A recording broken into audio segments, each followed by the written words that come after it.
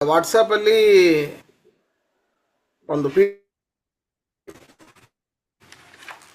ವಾಟ್ಸಪ್ನಲ್ಲಿ ಏನು ಅಂತ ಹೇಳಿದ್ರಿ ಆಚಾರ್ಯ? PDF ಕಳಿಸಿದ್ದೀನಿ ಇವತ್ತಿನ ಪಾಠದ್ದು. ಅದು ಕಾಣಿಸ್ತು. ಸರಿ ಸರಿ, ಅದನ್ನೆಲ್ಲರೂ ನೋಡಿ ಅಂತ. ಓಕೆ.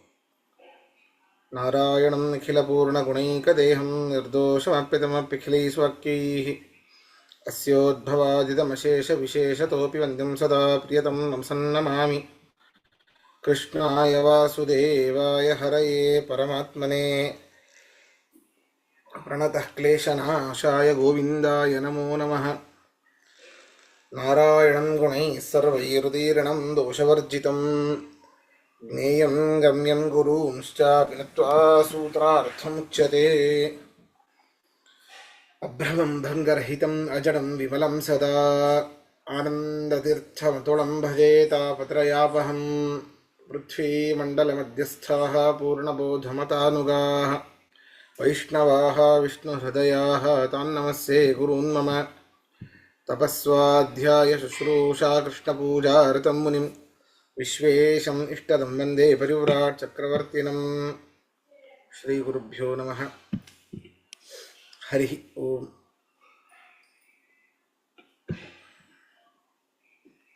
ಒಂದನೇ ಅಧ್ಯಾಯ, ಎರಡನೇ ಪಾದ. ಅದರಲ್ಲಿ ಅಂತರಾಧಿಕರಣ ಅಂತ.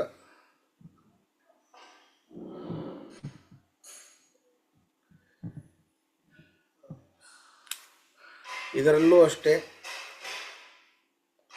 ಅನ್ಯತ್ರ ಪ್ರಸಿದ್ಧವಾದ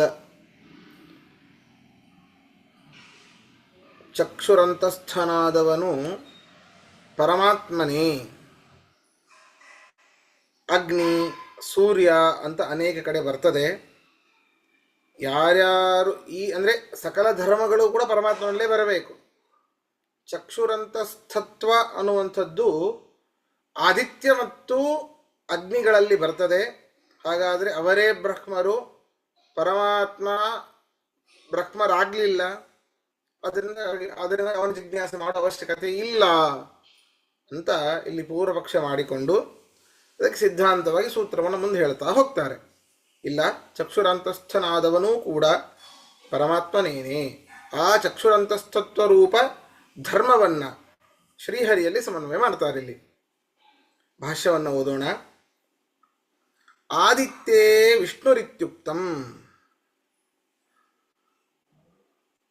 ಆದಿತ್ಯೇ ವಿಷ್ಣುರಿತ್ಯುಕ್ತಂ. ಸೂರ್ಯನಲ್ಲಿ, ಹಿಂದೆ ಅನೇಕ ಬಾರಿ ಹೇಳಿದ್ದಾರೆ, ಸೂರ್ಯನಲ್ಲಿ ವಿಷ್ಣು ಇದ್ದಾನೆ. ಮೊದಲಿಗೆ ಆ ಭಾಷ್ಯವನ್ನು ಓದಿಬಿಡೋಣ ಸಂಪೂರ್ಣವಾಗಿ. ಆದಿತ್ಯೇ ವಿಷ್ಣುರಿತ್ಯುಕ್ತಂ ಯ ಏಷ ಆದಿತ್ಯೇ ಪುರುಷಃ ಸೋಹಮಸ್ಮಿ ಸ ಏವಾಹಮಸ್ಮಿ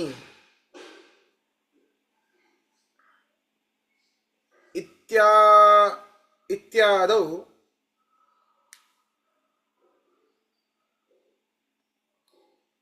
ಅಗ್ನಿನಾಮೇವ ಆದಿತ್ಯಾದಿ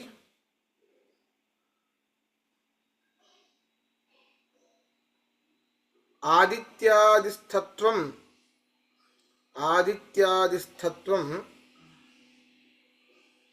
ಉಚ್ಯತೆ. ಅತಃ ಅಕ್ಷ್ಯಾದಿತ್ಯಯೋಃ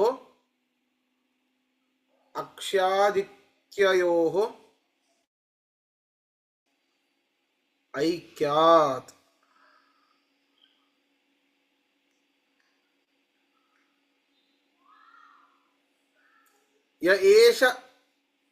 ಯ ಏಷಃ ಅಂತರಕ್ಷಣೀ ಪುರುಷಃ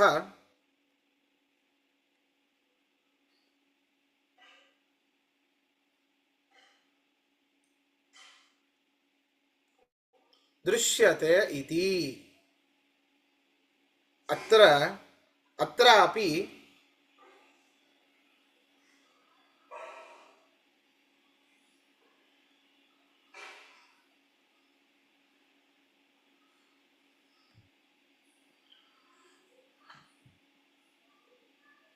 ಅತ್ರಾಪಿ ಅಗ್ನಿರೇವ ಉಚ್ಯತೆ.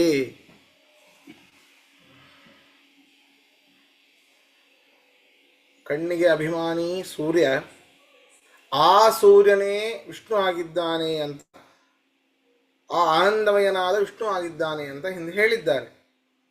ಈಗ ಏನು ಏಷ ಆದಿತ್ಯೇ ಪುರುಷಃ ಸಹ ಅಹಮಸ್ಮಿ ಸ ಏವ ಅಹಮಸ್ಮಿ.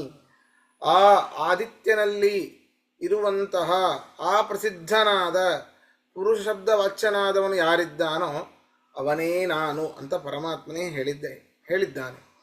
ಅಹಮಸ್ಮಿ, ನಾನೇ ಆಗಿದ್ದೇನೆ. ಸ ಏವ ಅಹಮಸ್ಮಿ, ನಾನೇ ಅವನಾಗಿದ್ದೇನೆ, ಬೇರೆ ಯಾರೂ ಅಲ್ಲ. ಇತ್ಯಾದವು ಇವೇ ಮೊದಲಾದಿಗಳಿಗೆ ಅಗ್ನಿನಾಮೇವ ಆದಿತ್ಯಾದಿಸ್ಥತ್ವಂ.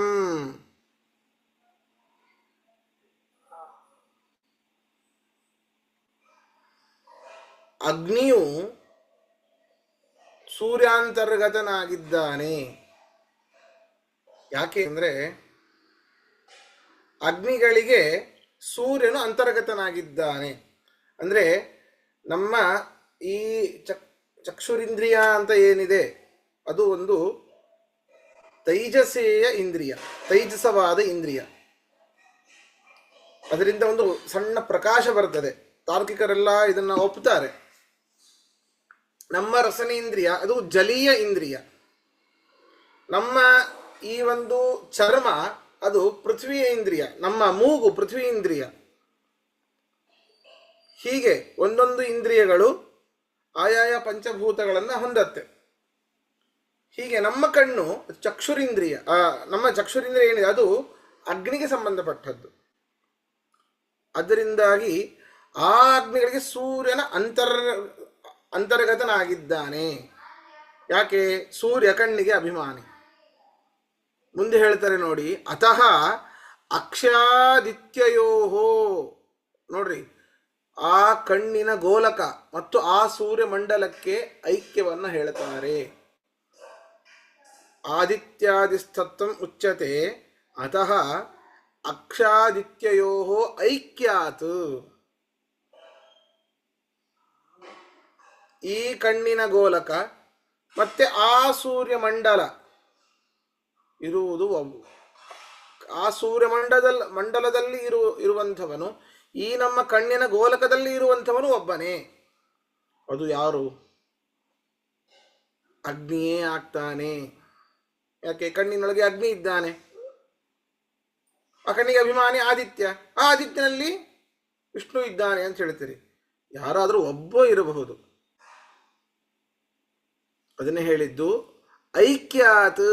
ಏಕಪುರುಷಾಧಿಷ್ಠತತ್ವ ಇರೋದರಿಂದ ಒಬ್ಬ ಇರಬಹುದಪ್ಪ. ಅಕ್ಷಿಣಿ, ಕಣ್ಣಿನೊಳಗೆ ಯಹ ಯಾವನು ದೃಶ್ಯತೆ ಕಾಣ್ತಾನೋ ಏಷಃ ಅಗ್ನಿರೇವ ಉಚ್ಯತೆ. ಆ ಕಣ್ಣಿನೊಳಗೆ ಕಾಣುವಂಥವನು ಅದು ಅಗ್ನಿಯೇ ಹೊರತು ಮತ್ತೆ ಯಾರಾಗಲಿಲ್ಲ, ವಿಷ್ಣು ಆಗಲಿಲ್ಲ. ಹಾಗಾಗಿ ಯಾವ ಧರ್ಮ ಬರಲಿಲ್ಲ ಇಲ್ಲಿ. ವಿಶೇಷವಾಗಿ ಅಂತಸ್ಥತ್ವ ರೂಪ ಧರ್ಮ. ಅಂತಸ್ಥತ್ವ ಅಂತಂದ್ರೆ ಒಳಗಿರುವಂತಹ ಧರ್ಮ ಅಂತ ಅರ್ಥ. ಒಳಗಿರುವ ಒಬ್ಬ ವ್ಯಕ್ತಿಯ ಧರ್ಮ ಅಂತಸ್ಥತ್ವ. ಆ ಧರ್ಮ ಪರಮಾತ್ಮನಲ್ಲಿ ಸ್ಮರಣೆ ಮಾಡ್ತಾ ಇದ್ದಾರೆ ಇಲ್ಲಿ. ಆದರೆ ಈ ಅಂತಸ್ಥತ್ವ ರೂಪ ಧರ್ಮ ಈಗ ಇದರ ಪ್ರಕಾರ ಯಾರಲ್ಲಿ ಬರ್ತಿದೆ? ಅಗ್ನಿಯಲ್ಲಿ ಬರ್ತಾ ಇದೆ, ಪರಮಾತ್ಮನಲ್ಲಿ ಬರ್ತಿಲ್ಲ. ಅಗ್ನಿರೇವ ಉಚ್ಯತೆ. ಹಾಗಾದ್ರೆ ಅಂತಸ್ಥತ್ವ ರೂಪ ಧರ್ಮವುಳ್ಳವನು ಅಗ್ನಿಯಾದನೇ ಹೊರತು ಪರಮಾತ್ಮ ಆಗಲಿಲ್ಲ.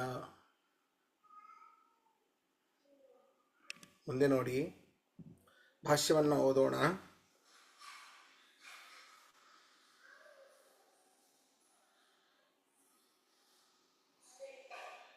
ಅತಃ ತದ್ಯಥಾ ಪುಷ್ಕರ ಪಲಾಶ ಆಪೋ ನ ಶ್ಲಿಷ್ಯಂತ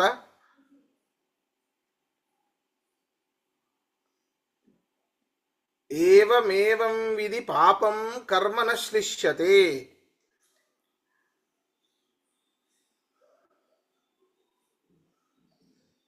ಇತ್ಯಗ್ನಿಜ್ಞಾನಾದೇವ ಸರ್ವ ಪಾಪಶ್ಲೇಷ ಶ್ಲೇಷಾತ್ ಇತ್ಯಗ್ನಿಜ್ಞಾನಾದೇವ ಸರ್ವಪಾಪಶ್ಲೇಷಾತ್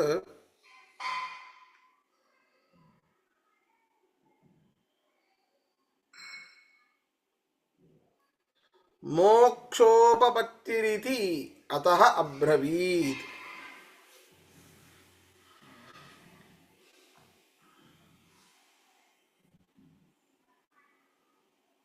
ನೋಡಿ,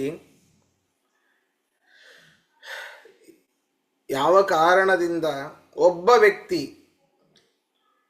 ಹೇಗೆ ಕಮಲದ ಎಲೆಯ ಮೇಲೆ ನೀರು ಅಂಟಿಕೊಳ್ಳೋದಿಲ್ಲವೋ ಹಾಗೆ ಆ ವ್ಯಕ್ತಿಗೆ ಅವನ ಕರ್ಮಗಳು ಅಂಟಿಕೊಳ್ಳೋದಿಲ್ಲ. ಏವಂ ವಿಧಿ, ಆ ಕಣ್ಣಿನಲ್ಲಿರುವ ಆ ಪರಮಾತ್ಮ, ಆ ಕಣ್ಣಿನಲ್ಲಿರುವವನ್ನ ತಿಳಿದವನಿಗೆ ಪಾಪಕರ್ಮವು ಅಂಟಿಕೊಳ್ಳೋದಿಲ್ಲ. ಕಣ್ಣಿನಲ್ಲಿರುವವನು ಅಂದ್ರೆ ಯಾರು? ಹಿಂದೆ ಅಗ್ನಿ. ಹಾಗಾದ್ರೆ ಅಗ್ನಿಯ ಜ್ಞಾನವನ್ನ ಪಡೆದವನಿಗೆ ಏವಂ ವಿಧಿ, ಪೂರ್ವ ಪ್ರಸಕ್ತವಾದದ್ದನ್ನು ಹಿಂದೆ ಹೇಳಿದ್ದನ್ನು ಅಲ್ಲಿ ತಗೊಳ್ಬೇಕು. ಈ ರೀತಿಯಾಗಿ ಚಕ್ಷುರಂತಸ್ಥನಾದ ಆ ಅಗ್ನಿಯ ಜ್ಞಾನವನ್ನ ಪಡೆದವನಿಗೆ ಪಾಪಕರ್ಮವು ನ ಶ್ಲಿಷ್ಯಂತೆ, ಅಂಟಿಕೊಳ್ಳೋದಿಲ್ಲ. ಹೀಗೆ ಅಗ್ನಿಯ ವಿಷಯಕ ಜ್ಞಾನದಿಂದಲೇನೆ ಎಲ್ಲ ಪಾಪಗಳು ನಶಿಸಿ ಹೋಗತ್ತೆ. ಅದರಿಂದಾಗಿ ಎಲ್ಲ ಕರ್ಮಗಳು ನಶಿಸಿ ಹೋಗತ್ತೆ. ಅದರಿಂದಾಗಿ ನಮಗೆ ಮೋಕ್ಷ ಸಿಗತ್ತೆ. ಮೋಕ್ಷೋಪಪತ್ತಿ. ಅದರಿಂದಾಗಿ ಚಕ್ಷುರಂತಸ್ತತ್ವ ಮತ್ತೆ ನಮಗೇನು ಮುಖ್ಯ? ಮೋಕ್ಷ ಮುಖ್ಯ. ಮೋಕ್ಷ ಸಿಗೋದು ಅಗ್ನಿಯ ಒಂದು ಜ್ಞಾನದಿಂದಾಗಿ, ಪರಮಾತ್ಮನ ಜ್ಞಾನ ಬೇಕಾಗಿಲ್ಲ. ಹಾಗಾದರೆ ಅಂತಸ್ತತ್ವನಾದವನು ಅಗ್ನಿ, ಅವನ ಜ್ಞಾನವನ್ನು ಪಡೆದೇ ಮೋಕ್ಷ ಸಿಗಬೇಕಾದ್ರೆ ವಿಷ್ಣುವಿನ ಜ್ಞಾನ ಯಾಕೆ ಬೇಕು ಅಂತ ಪೂರ್ವಪಕ್ಷ. ಗೊತ್ತಾಯ್ತಾ? ಇದರಲ್ಲಿ ಪ್ರಶ್ನೆ ಇದ್ರೆ ಕೇಳಿ, ಮುಂದಿನ ಸೂತ್ರಕ್ಕೆ ಹೋಗೋಣ.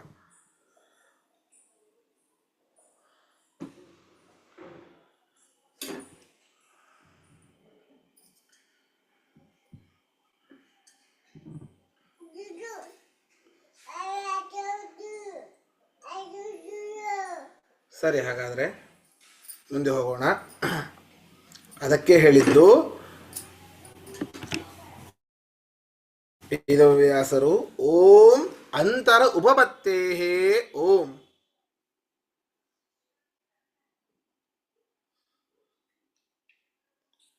ಅಂತರಹ ಒಳಗಡೆ, ಅಂತೇ ರಮತೆ, ಅಂತಃ ರಮತೆ, ಒಳಗಡೆ ಇದ್ದು ರಮಿಸುವವನು. ಆ ಕಣ್ಣಿನಲ್ಲಿದ್ದು ರಮಿಸುವವನು ವಿಷ್ಣುವೇನೇ. ಯಾಕೆ? ಉಪಪತ್ತೇಹೇ, ಅಮೃತತ್ವಾದಿ ಧರ್ಮಗಳು, ಬ್ರಹ್ಮಶಬ್ದಾದಿ ಪ್ರಯೋಗಗಳು ಅದು ವಿಷ್ಣುವಿಗೇನೆ ಹೇಳಿರುವಂಥದ್ದು. ನೋಡಿ, ಯಾರು ಅಂತಸ್ಥನಾಗಲಿಕ್ಕೆ ಸಾಧ್ಯ ಅಂತಂದರೆ ಅಮೃತತ್ವಾದಿ ಧರ್ಮಗಳು, ಬ್ರಹ್ಮಶಬ್ದ ವಾಚ್ಯತ್ವ ಯಾರಲ್ಲಿ ಬರ್ತದೋ ಅವನು ಅಂತಸ್ಥನಾಗಲಿಕ್ಕೆ ಸಾಧ್ಯ. ಬೃಹಂತೋ ಯಸ್ಮಿನ್ ಗುಣಾಹ ಅಂತ ಹೇಳಿದಾಗ ಅನೇಕ ಗುಣಗಳು ಪರಮಾತ್ಮನಲ್ಲಿದೆ, ಅನೇಕ ಧರ್ಮಗಳು ಪರಮಾತ್ಮನಲ್ಲಿದೆ. ಬ್ರಹ್ಮ ಅಂತ ಹೇಳಿದಾಗ ಅನೇಕ ಧರ್ಮಗಳಲ್ಲಿ ಅಂತಸ್ತತ್ವ ರೂಪ ಧರ್ಮವೂ ಒಂದು, ಅದು ಪರಮಾತ್ಮನಲ್ಲೇನೇ ಉಚಿತವಾದದ್ದು. ಅಂತರಹ, ಆ ಒಳಗಡೆ ಇರುವವನು ವಿಷ್ಣುವೇನೇ. ಯಾಕೆ? ಉಪಪತ್ತೇಹೇ, ಆ ವಿಷ್ಣುವಿಗೇನೆ ಅಂತಸ್ತತ್ವ ರೂಪ ಧರ್ಮಾದಿಗಳು ಹೇಳುವುದರಿಂದ, ಅಮೃತತ್ವಾದಿ ಅಂದ್ರೆ ನಾಶರಹಿತ ವಿಷ್ಣು ಆಗಿದ್ದಾನೆ ಅಂತ ಹೇಳಿರೋದ್ರಿಂದ. ಭಾಷ್ಯ ನೋಡಿ, ಓದೋಣ. ಚಕ್ಷುರಂತಸ್ಥೋ ವಿಷ್ಣುರೇವ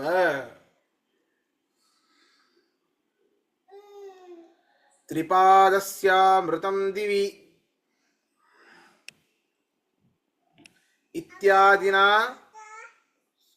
ತಸ್ಸೈವ ಅಮೃತತ್ವಾದ್ಯುಪಪತ್ತೇಹೇ ಬ್ರಹ್ಮಶಬ್ದಾದ್ಯುಪಪತ್ತೇಶ್ಚ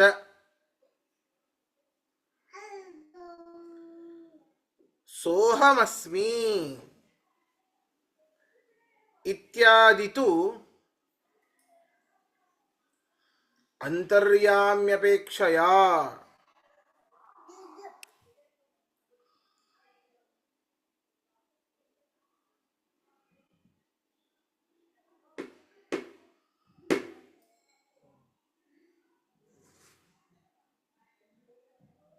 ಅಂತರ್ಯಾಮ್ಯಪೇಕ್ಷಯ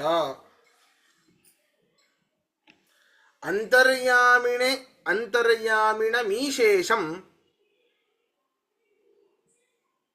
ಅಪೇಕ್ಷ್ಯಾಹಂ ತ್ವಮಿತ್ಯಪಿ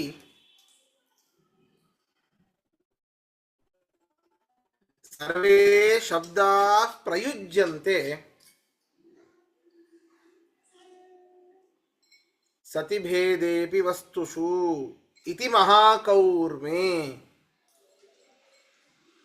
ನೋಡಿ, ಒಂದು ಸಂಗತಿ ನಾನು ಬಿಟ್ಟೆ.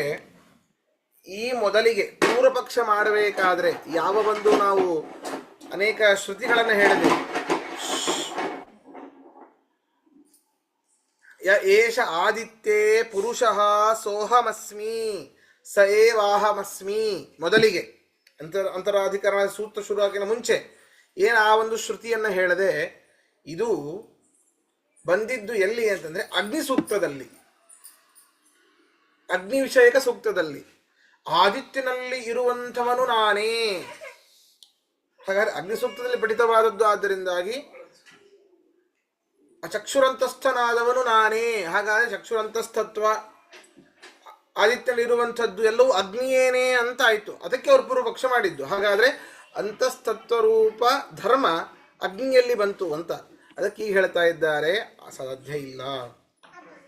ಚಕ್ಷುರಂತಸ್ಥಃ ವಿಷ್ಣುರೇವ, ಚಕ್ಷುರಂತಸ್ಥನಾದವನು ವಿಷ್ಣುವೇನೆ. ಯಾಕೆ? ತ್ರಿಪಾದಸ್ಯಾವೃತಂ ದಿವಿ,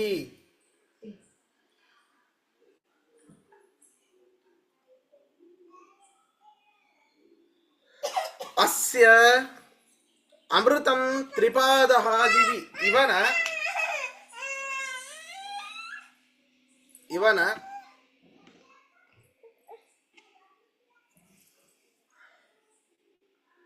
ಇವನ ಅಮೃತಂ ನಾಶರಹಿತವಾದ 3 ಪಾದಗಳು ದಿವಿ ದೇವಲೋಕದಲ್ಲಿವೆ. ನಾಶರಹಿತವಾದ 3 ಪಾದಗಳು. ಅಸ್ಯ ತ್ರಿಪಾದಃ, ಅಸ್ಯ ಅಮೃತಂ ತ್ರಿಪಾದಃ ದಿವಿ. ಅವನ ನಾಶರಹಿತವಾದ 3 ಪಾದಗಳು ದಿವಿ ಸ್ವರ್ಗಲೋಕದಲ್ಲಿ, ದೇವಲೋಕದಲ್ಲಿ ಇವೆ. ಇತ್ಯಾದಿನ ಇವೇ ಮೊದಲಾದ ಋಗ್ವೇದದ ಮಂತ್ರ ಇದೆ, ಪುರುಷೋಕ್ತಿಯಲ್ಲಿ ಬರ್ತದೆ ಇದು. ಹೌದಾ? ಇವನಿಗೇನೆ ತಸ್ಸೈವ ಅಮೃತತ್ವಾದ್ಯುಪಪತ್ತೇಹೇ, ಅವನಿಗೇನೆ ನಾಶ ರಾಹಿತ್ಯ ಅಭಯದಾತೃತ್ವಗಳು ಕೂಡುತ್ತೆ. ಮತ್ತೆ ಸೋಹಮಸ್ಮಿ ಎಂಬುದಾಗಿ ಅಗ್ನಿಸೂಕ್ತದೆಲ್ಲ ಹೇಳಿದ್ದಾರಲ್ಲ ಅಂತಂದ್ರೆ ಅದು ಸಾಧ್ಯ ಇಲ್ಲ. ಬ್ರಹ್ಮಶಬ್ದ ದ್ಯುಪಪತ್ತೇಶ್ಚ, ಬ್ರಹ್ಮಶಬ್ದವೂ ಕೂಡ ಇವನಿಗೆ ಕೂಡೋದು.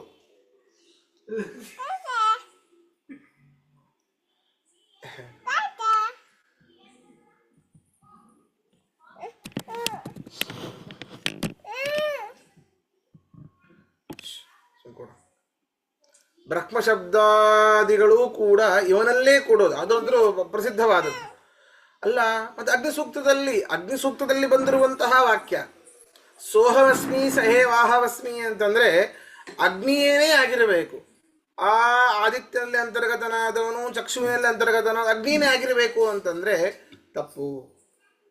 ಸೋಹವಸ್ಮಿ ಅಲ್ಲಿ ಏನು ವಾಕ್ಯಗಳು ಪ್ರಯುಕ್ತವಾಗಿವೆ, ಅವುಗಳು ಏನು ಅಂತ ಅರ್ಥ ಅಂದ್ರೆ ಇತ್ಯಾದಿತು ಅಂತರ್ಯಾಮ್ಯಪೇಕ್ಷಯ, ಅದು ಅಂತರ್ಯಾಮಿಯನ್ನ ಇಟ್ಟುಕೊಂಡು ಹೇಳಿದ್ದು. ಈಗ ಮೃತ ಅಬ್ರವೀತ್ ಅಂತ ಹೇಳ್ತೇವೆ. ಮಣ್ಣು ಮಾತಾಡಿತು. ಜಡವಾದ ಮಣ್ಣು ಮಾತಾಡ್ಲಿಕ್ಕೆ ಸಾಧ್ಯನಾ? ಜಡವಾದ ಮಣ್ಣು ಮಾತಾಡ್ಲಿಕ್ಕೆ ಸಾಧ್ಯ ಇಲ್ಲ. ಹಾಗಾದ್ರೆ ಏನು? ಮೃದ ಅಭಿಮಾನಿ ಅಬ್ರವೀತ್, ಮೃದ ಅಭಿಮಾನಿ ಅಬ್ರವೀತ್, ಆ ಮಣ್ಣಿನ ಅಭಿಮಾನಿ ಮಾತಾಡಿದ ಅಂತ ಅರ್ಥ. ಹಾಗೆ ಇಲ್ಲಿ ಆ ಸೋಹಮಸ್ಮಿ ಅಂತ ಹೇಳಿದಾಗ ಅಂತರ್ಯಾಮಿ ಅಪೇಕ್ಷೆಯ, ಅಲ್ಲಿ ಅಗ್ನಿಸೂಕ್ತದಲ್ಲಿ ಹೇಳಿದ್ದು ಅಂತರ್ಯಾಮಿ ಅಪೇಕ್ಷೆ ಇಟ್ಟುಕೊಂಡು. ಸೋಹಮಸ್ಮಿ ಹೌದು, ಚಕ್ಷುವಿನಲ್ಲಿ ಅಂತರ್ಗತನಾದವನು ಅಗ್ನಿಯೇನೆ, ಆದರೆ ನನ್ನಲ್ಲಿ ಅಂತರ್ಗತನಾದವನು ಆ ವಿಷ್ಣು ಅಂತ ಹೇಳಲಿಕ್ಕೋಸ್ಕರವಾಗಿ ಅಗ್ನಿದೇವರು ಸೋಹಮಸ್ಮಿ ಅಂತ ಹೇಳಿದ್ದು ಅಂತ ನೋಡಿ. ಮುಂದೆ ಹೇಳ್ತಾರೆ, ಅಲ್ಲ, ಅದು ಹೇಗೆ ಇಟ್ಕೊಳ್ಳಬಹುದು ಅಂತಂದ್ರೆ ಅದಕ್ಕೆ ಕೂರ್ಮ ಪುರಾಣದಲ್ಲಿ ಬಂದಿರುವಂತಹ ಒಂದು ಶ್ಲೋಕವನ್ನ ಆಚಾರ್ಯರು ಕೋಟ್ ಮಾಡ್ತಾರೆ ಇಲ್ಲಿ. ಅಂತರ್ಯಾಮಿನಿ ವಿಶೇಷಂ ಅಪೇಕ್ಷಾಹಂ ತ್ವಮಿತ್ಯಪಿ ಸರ್ವೇ ಶಬ್ದಾ ಪ್ರಯುಜ್ಯಂತೆ ಸತಿ ಭೇದೇಪಿ ವಸ್ತುಷು. ನೋಡಿ, ಅಂತರ್ಯಾಮಿಣಂ ಈಶೇಷಂ. ನೋಡಿ, ಈಗ ಒಂದೊಂದು ಇಂದ್ರಿಯಗಳಿಗೂ ಆಯಾಯ ತತ್ವಾಭಿಮಾನಿ ದೇವತೆಗಳು ಹೊಂದಿದ್ದು, ಅವರೇನೇ ಆಯಾಯ ಇಂದ್ರಿಯಗಳನ್ನ ನಿಯಮನೆ ಮಾಡ್ತಾರೋ ಅಷ್ಟು ಸಮರ್ಥರೋ? ಇಲ್ಲ, ಅವರ ಒಳಗಡೆ ಇರುವಂತಹ ಪರಮಾತ್ಮ ವಿಭೂತಿ ರೂಪ ನಿಯಮನೆ ಮಾಡೋದು. ಅದನ್ನ ಹೇಳಿದ್ದು ಅಂತರ್ಯಾಮಿಣಂ ಈಶಂ. ಅಂತರ್ಯಾಮಿಯಾಗಿ ಇರುವಂತಹ ಈಶರು ಅಂತಂದ್ರೆ ಯಾರು ನಿಯಮನ ಮಾಡ್ತಾರೋ ಅವರು ಈಶರು. ಈಶೇಷ ಯಾರು? ನಿಯಮನೆ ಮಾಡುವಂತಹ ತತ್ವಾಭಿಮಾನಿ ದೇವತೆಗಳಿಗೂ ಕೂಡ ನಿಯಮನೆ ಮಾಡುವಂಥವನು ಆ ಪರಮಾತ್ಮ, ಅವನು ಈಶೇಷ. ಇಂದ್ರಿಯಗಳನ್ನ ನಿಯಮನೆ ಮಾಡುವಂತಹ ತತ್ವಾಭಿಮಾನಿಗಳನ್ನು ಕೂಡ ನಿಯಮನೆ ಮಾಡುವವನು ಪರಮಾತ್ಮ. ಆದ್ದರಿಂದ ಅವನು ಈಶೇಷ, ಈಶರ ಈಶ. ಅಪೇಕ್ಷಾಹಂ ಅಂತರ್ಯಾಮಿಣಿ ಈಶೇಷಂ. ಅಂತರ್ಯಾಮಿಯಾದ ಆ ತತ್ವಾಭಿಮಾನಿ ದೇವತೆಗಳ ಅಂತರ್ಯಾಮಿಯಾದ ಆ ಪರಮಾತ್ಮನನ್ನ ಉದ್ದೇಶಿಸಿ, ಅವನನ್ನ ಅಪೇಕ್ಷಿಸಿ ಅಹಂ ತ್ವಂ ಎಂಬುದಾಗಿ ಶಬ್ದಗಳ ಪ್ರಯೋಗವನ್ನ ಮಾಡ್ತೇವೆ ಶ್ರುತಿಯಲ್ಲಿ. ಎಲ್ಲೆಲ್ಲಿ ಹಾಗಾದರೆ ಅಹಂ ತ್ವಂ ಅಂತ ಬರ್ತದೆ ಅದು ಪರಮಾತ್ಮನೇ ಹೊರತು ಸಾಕ್ಷಾತ್ ಆಯಾಯ ಸೂಕ್ತದಲ್ಲಿ ಪಠಿತವಾದುದಾದ್ರಿಂದಾಗಿ ಇದು ಅಗ್ನಿಯೇನೆ, ಇದು ವರುಣನೇನೆ, ಇದು ವಾಯುವೇನೆ ಅಂತ ಹೇಳಿಕ್ಕಾಗೋದಿಲ್ಲ. ಸರ್ವೇ ಶಬ್ದಾ ಪ್ರಯುಜ್ಯಂತೆ. ಎಲ್ಲಾ ಶಬ್ದಗಳು ಪ್ರಯೋಗ ಮಾಡ್ತೇವೆ. ಸತಿ ಭೇದೇಪಿ ವಸ್ತುಷು. ಭೇದ ಇದ್ದಾಗಲೂ ಕೂಡ ಅಗ್ನಿಯೇ ಬೇರೆ, ಪರಮಾತ್ಮನೇ ಬೇರೆ. ಹೌದು, ಭೇದ ಇದ್ದಾಗಲೇನೆ ಅಂತರ್ಯಾಮಿಯ ಅಪೇಕ್ಷೆಯಿಂದಾಗಿ ಈಶೇಷ ಆ ಪರಮಾತ್ಮನ ಅವನನ್ನೇ ಉದ್ದೇಶಿಸಿಕೊಂಡು ಎಲ್ಲ ಶಬ್ದಗಳು ಪ್ರಯುಕ್ತವಾಗ್ತಾವೆ, ಪ್ರಯೋಗವಾಗ್ತಾವೆ, ಪ್ರಯೋಗಿಸಲ್ಪಡುತ್ತಾವೆ ಅಂತ ಹೇಳಿದ್ದು ಎಲ್ಲಿ? ಕೌರ್ಮ ಪುರಾಣದಲ್ಲಿ. ಇದು ಉಳಿದವರಿಗೆ ಗೊತ್ತಿಲ್ಲ, ಇದು ಅಗ್ನಿಯೇನೆ ಅಂತ ಹೇಳಿಬಿಟ್ರು. ಆದ್ದರಿಂದ ಹಾಗಾದ್ರೆ ಚಕ್ಷುರಂತಸ್ಥನಾದವನು ಯಾರು?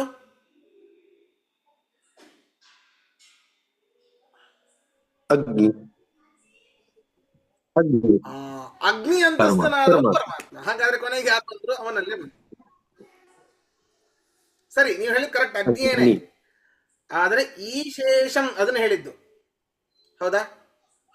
ಅಂತರ್ಯಾಮಿಣಂ ಈಶೇಷಂ. ಅಂತರ್ಯಾಮಿಯಾಗಿ ಇರುವಂಥವರು ಈಶರು. ನಮ್ಮ ಇಂದ್ರಿಯಗಳ ಅಂತರ್ಯಾಮಿ ಇರುವಂಥವರು ಆಯಾಯ ದೇವತೆಗಳು. ಅವರ ಅಂತರ್ಯಾಮಿಯಾಗಿ ಇರುವಂಥವನು ಪರಮಾತ್ಮ. ಹಾಗಾದ್ರೆ ನೋಡಿ, ಇಲ್ಲಿ ಸೋಹಮಸ್ಮಿ ಸ ಏವಾಹವಸ್ಮಿ, ಇಲ್ಲಿ ಅಸ್ಮ ಶಬ್ದ ಇದೆ, ಅಹಂ ಅಹಂ ಅಂತ. ಅದನ್ನೇ ಹೇಳಿದ ಆ ಶ್ಲೋಕದಲ್ಲಿ. ಅಂತರ್ಯಾಮಿಣಿ ಮೀಶೇಷಂ ಅಪೇಕ್ಷಾ ಅಹಂ ತ್ವಂ ಇತ್ಯಪಿ. ಅಹಂ ತ್ವಂ ಅಸ್ಮ ಶಬ್ದ ಪ್ರಯೋಗ, ಯುಷ್ಮ ಶಬ್ದ ಪ್ರಯೋಗ ಎಲ್ಲೆಲ್ಲಿ ಕಾಣಿಸುತ್ತೋ, ಎಲ್ಲೆಲ್ಲಿ ಅದು ಅದರ ಪ್ರಯೋಗ ದೃಷ್ಟವಾಗುತ್ತೋ ಅಲ್ಲೆಲ್ಲಿ ಆಯಾಯ ದೇವತೆಗಳ ಅಂತರ್ಯಾಮಿಯನ್ನು ಇಟ್ಕೊಳ್ಳಬೇಕೇ ಹೊರತು ಸಾಕ್ಷಾತ್ತಾಗಿ ಆಯಾ ದೇವತೆಗಳನ್ನು ಇಟ್ಕೊಳ್ಳೋದಲ್ಲ. ಕೂರ್ಮ ಪುರಾಣದಲ್ಲಿ ಸಿಗುವಂತಹ ವಾಕ್ಯ ಇದು. ಅದರಿಂದಾಗಿ ಅವರ ಅಂತರ್ಯಾಮಿಯಾಗಿರುವಂಥವನು ಪರಮಾತ್ಮ. ಹಾಗಾದರೆ ನಿಜವೂ ಕೂಡ ಚಕ್ಷುರಂತಸ್ಥನಾದವನು ಯಾರಾದ? ಅಗ್ನ್ಯಂತರ್ಗತ ಭಗವಂತ ಪರಮಾತ್ಮನೇ ಆಗ್ತಾನೆ. ಅಗ್ನ್ಯಂತರ್ಗತ ಪರಮಾತ್ಮನಾದ. ಹಾಗಾದ್ರೆ ಚಕ್ಷುರಂತಸ್ಥ ರೂಪ ಧರ್ಮ ಪರಮಾತ್ಮನಲ್ಲಿ. ಅದರಿಂದ ಯಾವ ದೋಷ ಇಲ್ಲ. ಹಾಗಾದ್ರೆ ಆಚಾರ್ಯ, ನಾವು ಹೇಳ್ತೀವಲ್ಲ ಭಾರತ ಮುಖ್ಯ ಪ್ರಾಣಾಂತರ್ಗತ ಈಶೇಷ, ಅದೇ ತರ ಬರುತ್ತೆ. ಹಾ, ಸರಿ ಸರಿ.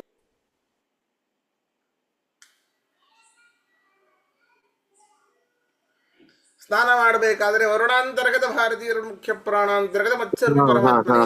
ಹೌದು ಹೌದು ಹೌದು ಹೌದಾ ಹೌದಾ. ರುದ್ರದೇವರನ್ನ ನಾವು ಸ್ತೋತ್ರ ಮಾಡಬೇಕಾದ್ರೆ ಪಂಚಮುಖಿ ರುದ್ರಾಂತರ್ಗತ ಭಾರತೀಯ ಮುಖ್ಯ ಪ್ರಾಣಾಂತರ್ಗತ ನರಸಿಂಹಾಯ ನಮ, ಲಕ್ಷ್ಮೀ ನರಸಿಂಹಾಯ ನಮಃ. ಹೀಗೆ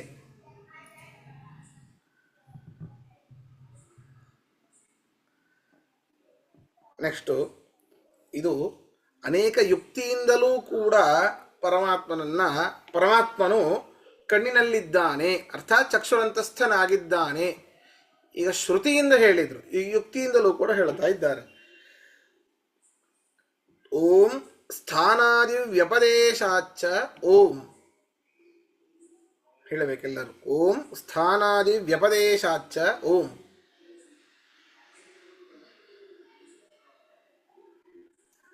ಅಲ್ಲ, ಸ್ಥಾನಾದಿಗಳ ವ್ಯಪದೇಶ ಅಂದರೆ ಅಂತಸ್ಥತ್ವನಾದವನು ಆ ಒಂದು ಸ್ಥಾನ ಶಕ್ತಿ ಏನಿದೆ, ಅಂತಸ್ಥತ್ವ ಇರುವಂಥದ್ದು ಆ ಪರಮಾತ್ಮನಲ್ಲೇ ಹೊರತು ಇನ್ಯಾರಲ್ಲೂ ಇಲ್ಲ.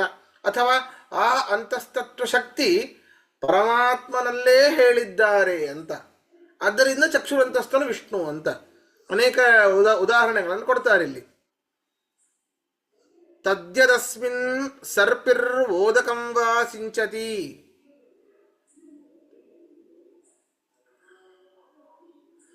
ವರ್ತ್ಮನಿ ಏವ ಗಚ್ಚತಿ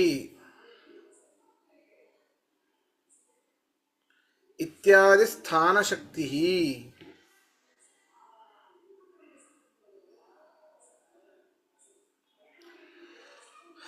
ವಾಮನಿಃ ಭಾಮನಿಃ ಇತ್ಯಾಧ್ಯಾತ್ಮಶಕ್ತಿಶ್ಚ ಉಚ್ಯತೆ.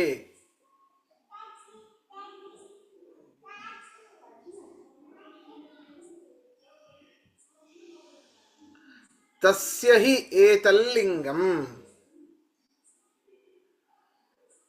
ಸ ಈಶಃ ಸೋಸಪತ್ನ ಸ ಹರಿಃ ಸ ಪರಃ ಸ ಪರೋವರೀಯಾನ್.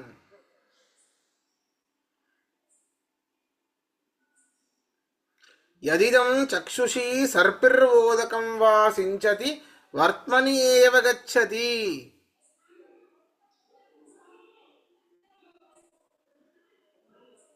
ಸ್ವಲ್ಪ ನಿಧಾನ ಹೇಳಬೇಕಾ? ಯದಿದಂ ಚಕ್ಷುಷಿ ಸರ್ಪಿರ್ವೋದಕಂ ವಾ ಸಿಂಚತಿ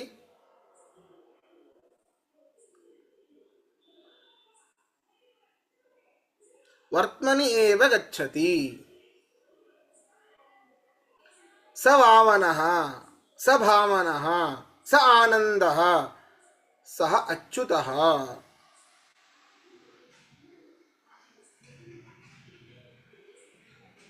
ಇತಿ ಚತುರ್ವೇದ ಶಿಖಾಯಾಂ.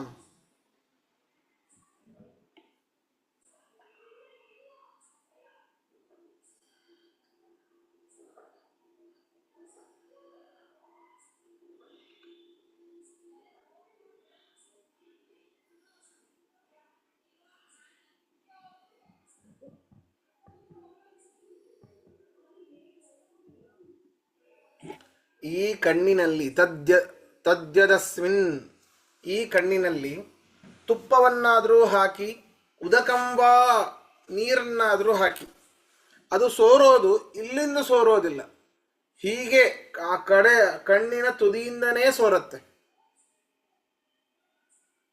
ಹೌದಾ? ವರ್ತ್ಮನಿ ಏವ ಗಚ್ಚತಿ, ಕಡೆಗಣ್ಣು ಮಾರ್ಗವಾಗಿಯೇ ಹೊರಬೀಳಬೇಕದು. ಇಂತಹ ಸ್ಥಾನಶಕ್ತಿ ವಿಶೇಷ ಏನು ಅಂತಂದರೆ, ಸಹ ಅಂತಹ ಕಣ್ಣಿನಲ್ಲಿ, ಈಗ ನಾವು ಹೇಗೆ ಹೇಳುತ್ತೇವೆ ಅಂತಂದರೆ, ಆಕಾಶ ಪತಿತಂತೋಯಂ ಯಥಾ ಗಚ್ಚತಿ ಸಾಗರಂ ಸರ್ವದೇವ ನಮಸ್ಕಾರ ಕೇಶವಂ ಪ್ರತಿ ಗಚ್ಚತಿ.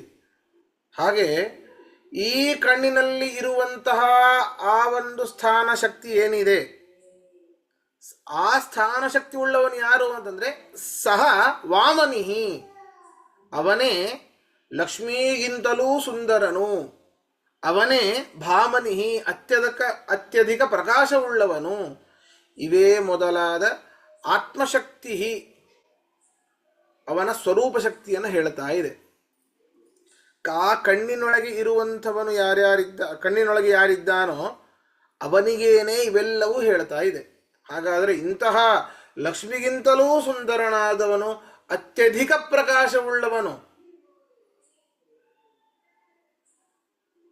ಆ ಸೂರ್ಯನ ಪ್ರಕಾಶವೂ ನನ್ನದೇ. ಗೀತೆಯಲ್ಲಿ ಹೇಳಿರ್ತಾನೆ 15ನೇ ಅಧ್ಯಾಯದಲ್ಲಿ, ತತ್ತೇಜೋ ವಿದ್ಧಿಮಾಮಕಂ. ಆ ಒಂದು ತೇಜಸ್ಸು ನನ್ನದು ಅಂತ ತಿಳಿ. ಇಡೀ ಜಗತ್ತಿನಲ್ಲಿ ಯಾವುದೇ ಒಂದು ಪ್ರಕಾಶಮಾನ ವಸ್ತು ಇರಲಿ, ಅದರಲ್ಲಿರುವಂತಹ ಪ್ರಕಾಶ ನನ್ನದೇ, ನನ್ನ ಒಂದು ಅಂಶ ಅಷ್ಟೇ.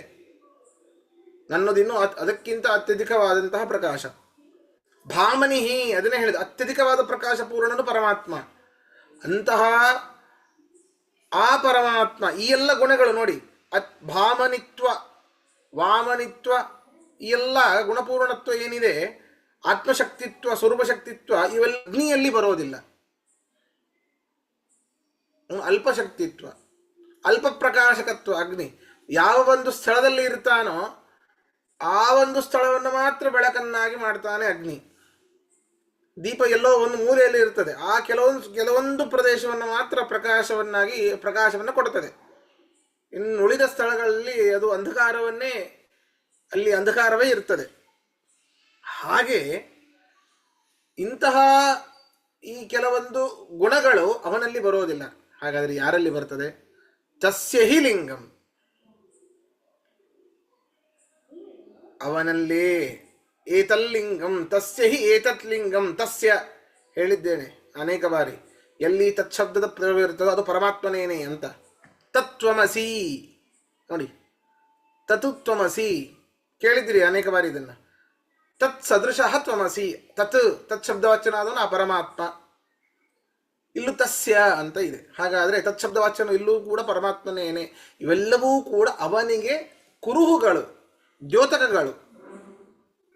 ಇನ್ನುಳಿದವರಲ್ಲಿ ಬರೋದಿದ್ರೆ ಅವನಲ್ಲೇ ಬರಬೇಕು. ಹಾಗಾದ್ರೆ ಕಣ್ಣಿನಲ್ಲಿ ಇರುವಂಥವನು ಹೇಗಿದ್ದಾನೆ ಅಂತ ಹೇಳ್ತಾ, ಅವನು ವಾಮನಿಯಾಗಿದ್ದಾನೆ, ಭಾಮನಿಯಾಗಿದ್ದಾನೆ, ಆತ್ಮಶಕ್ತಿ ಉಳ್ಳವನಾಗಿದ್ದಾನೆ. ಇವೆಲ್ಲವೂ ಕೂಡ ಲಕ್ಷ್ಮಿಗಿಂತ ಸುಂದರನಾದವನು ಅಗ್ನಿಯಲ್ಲ, ಅತ್ಯಂತ ಪ್ರಕಾಶಪೂರ್ಣನು ಅಗ್ನಿಯಲ್ಲ, ಅತ್ಯಂತ ಸ್ವರೂಪ ಶಕ್ತಿ ಉಳ್ಳವನು ಅಗ್ನಿಯಲ್ಲ.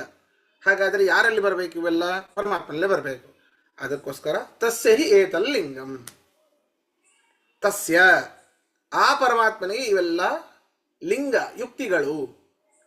ಮತ್ತೆ ಮುಂದೆ ಹೇಳ್ತಾರೆ ಅದನ್ನೇ, ಸ ಈಶಃ ಸಹ ಅಸಪತ್ನಃ ಸಹ ಹರಿಹಿ ಸಹ ಪರಃ ಸಹ ಪರೋವರೀಯಾನ್ ಯದಿದಂ ಚಕ್ಷುಷಿ ಸರ್ಪಿರ್ಬೋಧಕಂ ವಾ ಸಿಂಚತಿ ವರ್ತನೀಯ ಗಚ್ಚತಿ ಸ ವಾಮನಃ ಸ ಭಾಮನಃ ಸ ಆನಂದಃ ಸ ಅಚ್ಯುತಃ. ಇಲ್ಲಂದ್ರೂ ಸ್ಪಷ್ಟವಾಗಿ ಹೇಳಿದ್ದಾರೆ. ಅಲ್ಲಿ ತತ್ಶಬ್ದ ಪ್ರಯೋಗ ಯಾರಲ್ಲಿ ಬೇಕಾದ್ರೂ ಕೂಡಿಸಬಹುದು ಅಂತ ಹೇಳಿದರೆ ಸಾಧ್ಯ ಇಲ್ಲ. ಇಲ್ಲಿ ಸ ಈಶಃ ಚತುರ್ವೇದ ಶಿಖೆಯಲ್ಲಿ ಹೇಳಿರುವಂಥದ್ದು. ಸ ಈಶಃ ಸರ್ವನಿಯಾಮಕನಾಗಿದ್ದಾನೆ. ಅಸಪತ್ನಃ, ಸಪತ್ನರು ಅಂತಂದ್ರೆ ಶತ್ರುಗಳು ಅಂತರ್ಥ. ಅಸಪತ್ನಃ ಶತ್ರುಗಳಿಂದ ರಹಿತನಾಗಿದ್ದಾನೆ. ಯಾರೂ ಕೂಡ ಅವನಿಗೆ ಶತ್ರುಗಳಿಲ್ಲ. ಅರ್ಥ ಶತ್ರುಗಳಿದ್ದರೂ ಅವನ ಮುಂದೆ ನಿಲ್ಲಿಕ್ಕಾಗೋದಿಲ್ಲ.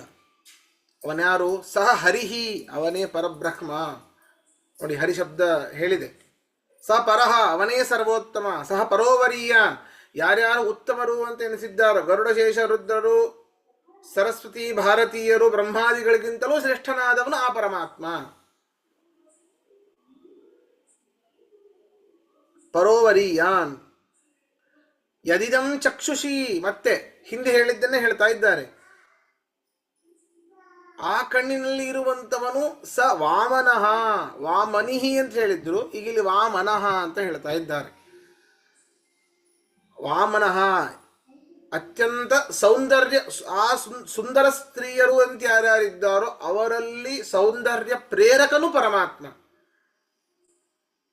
ಭಾಮನಃ ಅತ್ಯಂತ ಪ್ರಕಾಶವುಳ್ಳವನು. ಸಹ ಆನಂದ, ಅವನೇ ಆನಂದನು. ನೋಡಿ, ನಮ್ಮಲ್ಲಿ ಆನಂದ ಇದೆ ಅಂತ ಹೇಳಬಹುದು, ಯಾಕೆ ನಾವು ಆನಂದಮಯರಲ್ಲ. ಪರಮಾತ್ಮ ಅವನೇ ಆನಂದ ಅಂತ ಹೇಳಬೇಕು. ಅವನಲ್ಲಿ ಆನಂದ ಇಲ್ಲ, ಅವನೇ ಆನಂದಮಯ. ಅವನಲ್ಲಿ ಜ್ಞಾನ ಇಲ್ಲ, ಅವನೇ ಜ್ಞಾನಮಯ, ಜ್ಞಾನಾನಂದಮಯ ಸ್ವರೂಪ ಪರಮಾತ್ಮ. ಸಹ ಆನಂದ, ಸಹ ಅಚ್ಯುತಃ, ಅಚ್ಯುತ ಹರಿಹಿ ಆನಂದ ಪರೋವರೀಯಾನ್ ಅಸಪತ್ನಃ. ಈ ರೀತಿ ಅನೇಕ ಕುರುಹುಗಳು ಇವೆ. ಯಾರಿಗಿವೆ ಇವೆಲ್ಲ? ಕಣ್ಣಿನಲ್ಲಿ ಇರುವವನಿಗೆ ಇವೆ. ಕಣ್ಣಿನಲ್ಲಿ ಇರುವವನಿಗೆ ನೀವು ಒಂದು ವೇಳೆ ಅಗ್ನಿ ಅಂತಂದ್ರೆ ಇವೆಲ್ಲವೂ ಕೂಡುತ್ತಾ ಅಗ್ನಿಗೆ? ಸರ್ವಥಾ ಇಲ್ಲ. ಹಾಗಾದರೆ ಅಜ್ಞಂತರ್ಗತನಾದ ಪರಮಾತ್ಮನಿಗೇನೇ ಇವೆಲ್ಲವೂ ಕೂಡುತ್ತೆ. ಹಾಗಾದರೆ ಕಣ್ಣಿನಲ್ಲಿ ಇರುವಂಥವನು ಯಾರಾದ? ನಿಜವಾಗಲೂ ಅದು ಪರಮಾತ್ಮನೇನೆ. ಅದರಿಂದಾಗಿ ಚಕ್ಷುರಂತಸ್ಥತ್ವ ರೂಪದ ಧರ್ಮ ಪರಮಾತ್ಮನಲ್ಲಿ ಬಂತು, ಯಾವ ತೊಂದರೆ ಇಲ್ಲ.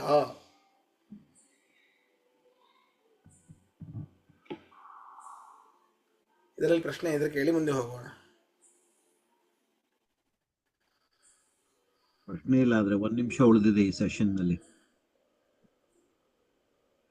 ಓಹ್, ಸರಿ ಸರಿ ಸರಿ. ಲಾಗೌಟ್ ಆಗಿ ಲಾಗಿನ್ ಏನೊಂದು 15 ನಿಮಿಷ ಇದೆ. ಇನ್ನೊಂದು ವಾಕ್ಯ ಆಗೋಗುತ್ತೆ ಆಚಾರ್ಯ, ಇನ್ನೊಂದು 15 ನಿಮಿಷದಲ್ಲಿ ಆಗತ್ತೆ. ಸರಿ ಸರಿ ಸರಿ, ಲಾಗೌಟ್ ಆಗಿ ಸರಿ ಲಾಗಿನ್ ಸರಿ ಆಗೋಣ. ಇನ್ನ 1 ನಿಮಿಷ ಉಳಿದಿರೋದಾ? ಹೌದು. ಹೌದೌದು, ಸರಿ. ಮತ್ತೆ ಲಾಗಿನ್ ಆದ್ರೆ ಆಯ್ತು.